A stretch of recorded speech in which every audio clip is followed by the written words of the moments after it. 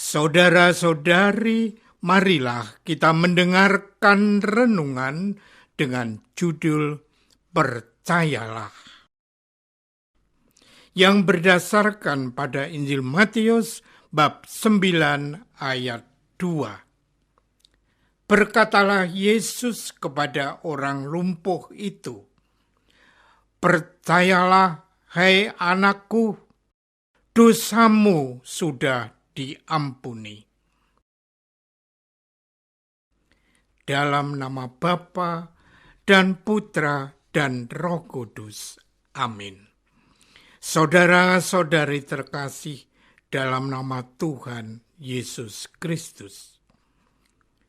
Sesudah itu naiklah Yesus ke dalam perahu, lalu menyeberang. Kemudian sampailah ia ke kotanya sendiri. Maka dibawa oranglah kepadanya seorang lumpuh yang terbaring di tempat tidurnya.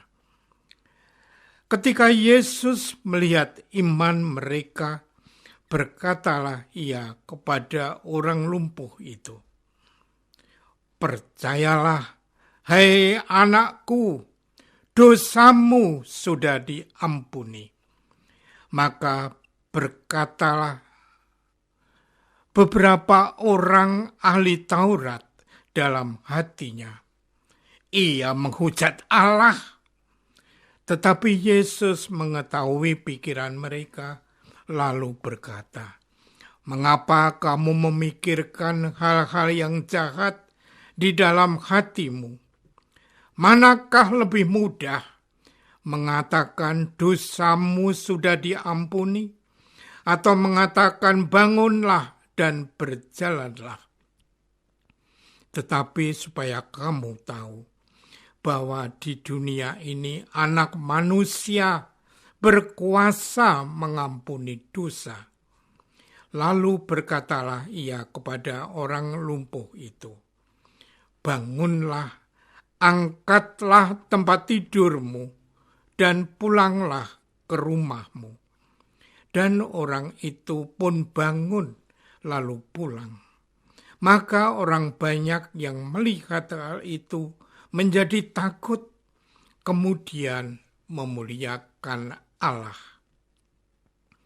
Saudara-saudari terkasih, sungguh sikap iman yang luar biasa yang ada di dalam diri orang-orang yang mengusung yang lumpuh kepada Yesus agar Yesus menyembuhkannya.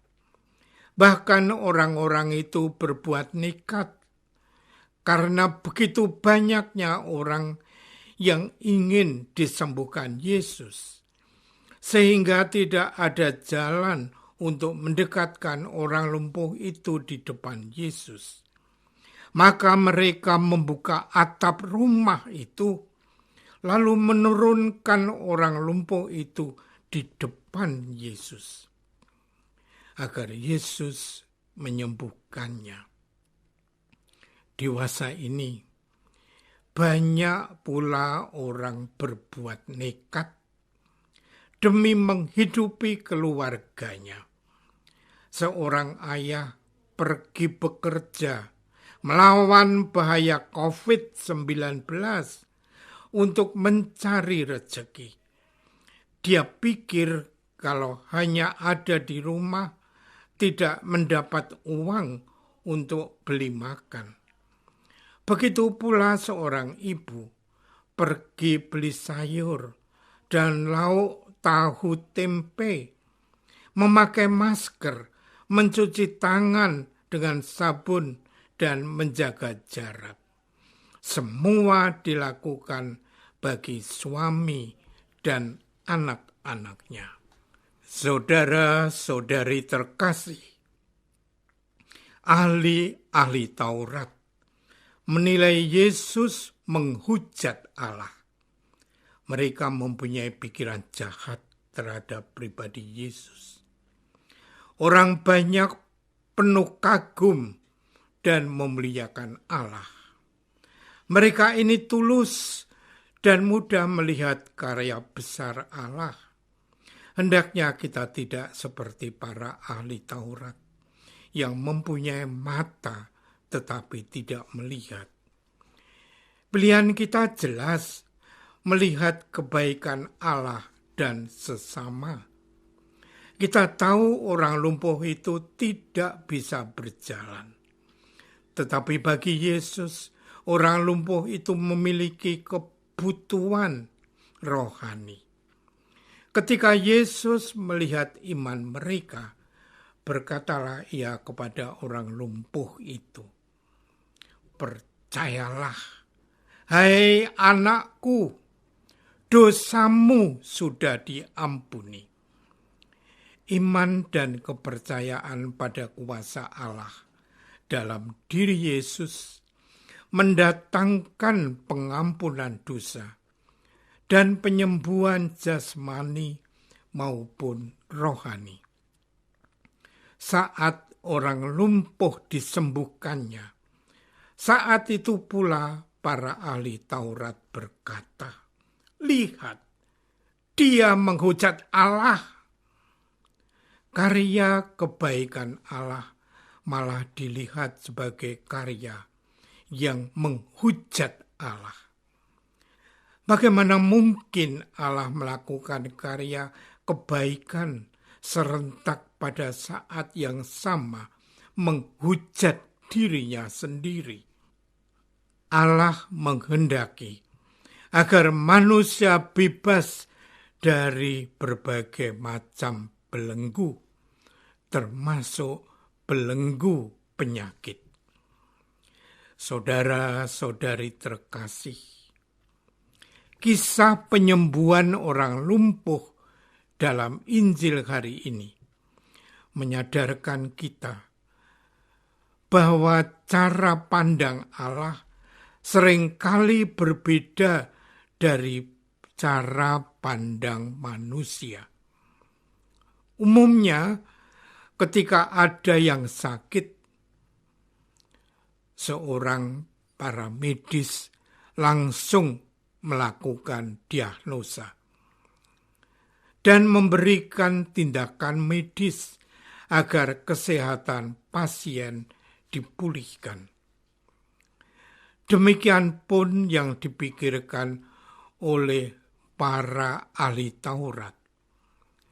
Ketika Yesus menyembuhkan seorang lumpuh di Kapernaum, kotanya sendiri, Yesus malahan terlebih dahulu mengampuni dosa pasien tersebut. Hal ini semakin memancing emosi para ahli Taurat. Yesus dianggap menghujat Allah karena berani-beraninya dia melakukan tindakan pengampunan yang merupakan hak dan kuasa Allah. Yesus tahu itu, namun bagi Yesus yang terutama adalah menyembuhkan jiwanya serta batinnya. Apakah kita percaya kepada Tuhan Yesus sebagai pengampun dan penyembuh atas segala dosa dan salah kita?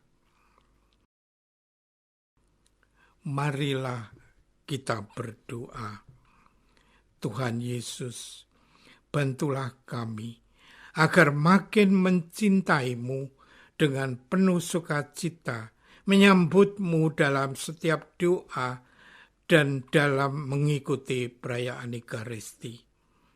Walau hanya secara streaming, lewat televisi, laptop, ataupun HP, dan kami pun menerima tubuh-Mu yang kudus secara batin, ya Yesus. Doa ini kami persembahkan dalam nama-Mu yang kudus, Tuhan dan pengantara kami. Amin. Semoga kita semua selalu dinaungi dan dibimbing oleh berkat Allah yang Maha Kuasa, Bapa dan Putra dan Roh Kudus. Amin.